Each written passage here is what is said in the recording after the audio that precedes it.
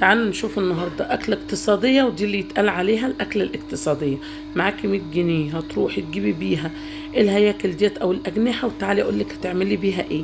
معاكي النهاردة بسم الله ما شاء الله جبنا الأجنحة وغسلناها كده، ورحنا حاطين عليها بصل وطماطم وفلفل وضربناهم في الكبة وفص من التوم، ورحنا نازلين على الهياكل بتاعتنا، ورحنا نازلين عليها كده، حطينا عليها بابريكا وفلفل أسمر، وحطينا عليها بهارات مشكل، وحطينا عليها بهارات كمان بهارات فراخ، وحطيناها بالشكل الجميل دوت، ورحنا مقلبين وحبة ملح ابيض، ورحنا مقلبينهم كده في بعض ونركنهم على جنب. جبنا كده صينية حطينا فيها بصل وبقية التتبيل اللي احنا عملناها في الكبة، حطيناها عليها مع حبة بصل اخضر، حبة فلفل اخضر كده مقطعينهم كده طرنشات، ورحنا نازلين عليهم كده يا جماعة، فردنا نصهم في قلب الصينية وبنشيل نصهم كده على جنب، وروح جايين فردينهم كده. نجيب الهياكل بتاعتنا ونروح حاطينها في الصينيه بالشكل القمر دوت، بالشكل الجميل دوت. هتاكلي اسرتك وهتاكلي جوزك وهتاكلي عيالك، وشوفي بصوا هتكفي الاسره كلها.